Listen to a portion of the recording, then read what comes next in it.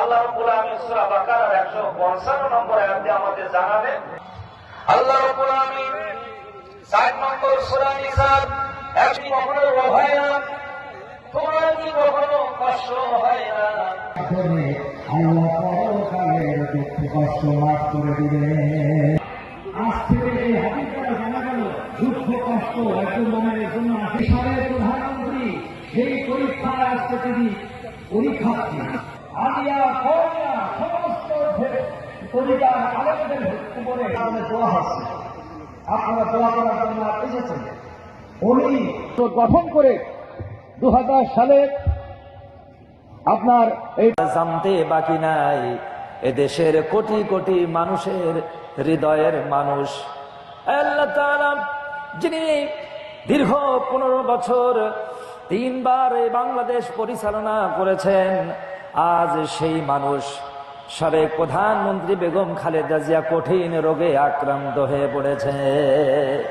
আল্লাহ তাআলা, তুমি জানো ওনার হায়াত কতদিন আছে, আমরা তো জানি না। তবে আমরা তোমার কাছে এই আবদারের জন্য হাত তুলেছি, তোমার ইলমে যত জানা আছে উনি কতদিন বেঁচে থাকবেন। আমরা ধারণা করি, বিশ্বাস করি উনি এখন অনেক দিন বেঁচে থাকবেন। আমরা তোমার কাছে আবদার করি, ওনার শরীর থেকে সমস্ত এই সমস্যা দূর করে পরিপূর্ণ সুস্থতার নিয়ামত দান করে দেশ পরিচালনার জন্য ওনাকে তৈরি করে দাও। আয় আল্লাহ তাআলা, জানমালের কঠিন পরীক্ষা চলছে ওনার উপর দিয়ে। ওনার জীবদ্দশায় কলিজার টুকরা সন্তান মারা গিয়েছে, ওনার সন্তান মারা গেছে, স্বামী মারা গেছে। আল্লাহ তাআলা, এই মা সন্তানের জন্য কাঁদে, স্বামীর জন্য কাঁদে। যেটা ব্যবস্থা করেছে এই এয়ার অ্যাম্বুলেন্সগুলো খুবই দুষ্প্রাপ্য। দু একটি এয়ার অ্যাম্বুলেন্স আছে, এটা যান্ত্রিক ত্রুটির কারণে আসতে পারে নাই। জার্মান থেকে কাতার সরকার আরেকটি এয়ার অ্যাম্বুলেন্স ইতিমধ্যে পাঠিয়ে দিয়েছেন। হয়তো এতক্ষণ পৌঁছে যাওয়ার কথা, পৌঁছে গেলে আল্লাহ ভালো করলে ওনাকে লন্ডনের উন্নত চিকিৎসার জন্য নিয়ে যাওয়া হবে। ওনার বড় ছেলে আমাদের নেতা তারেক রহমান লন্ডনে অবস্থান করছেন।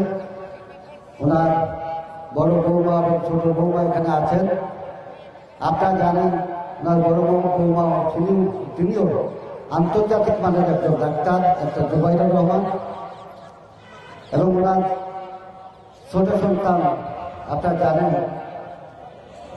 1/11-এর সময় তাকে গ্রেপ্তার করে আওয়ামী দুঃশাসনের সময় তাকে দেশে আসতে দেওয়া হয় নাই। মালয়েশিয়ায় মায়ের ছিল ভালোবাসা, স্ত্রী সন্তানদের ভালোবাসা থেকে বঞ্চিত হয়ে বিনা চিকিৎসায় ঢুকে ঢুকে তাকে মৃত্যুর দিকে ঠেলে দিয়েছিল বিগত স্বৈরাচার সরকার। ঠিক একইভাবে দেশনেত্রী বেগম খালেদা জিয়াকে বিনা কারণে বিনা অপরাধে সাজা দিয়ে কারাগারে রেখে তাকেও মৃত্যুর দিকে ঠেলে দেওয়া হয়েছে। একটা 78-80 বছর বয়সের একজন মানুষকে যদি একটি বিশাল কারাগারে একটিমাত্র কক্ষে রেখে দেওয়া হয় এবং সেই কক্ষটিতে একটি খাট ছিল, স্যাঁতসেঁতে অবস্থা, তার জন্য কোনো ডাক্তারের ব্যবস্থা করা হতো না, পরিবার থেকে দেখা করতে দেওয়া হতো না। অর্থাৎ মানসিকভাবে তাকে নির্যাতন করে, শারীরিকভাবে চিকিৎসাবিহীনভাবে নির্যাতন করে তাকে ধীরে ধীরে হত্যার দিকে নিয়ে গিয়েছিল।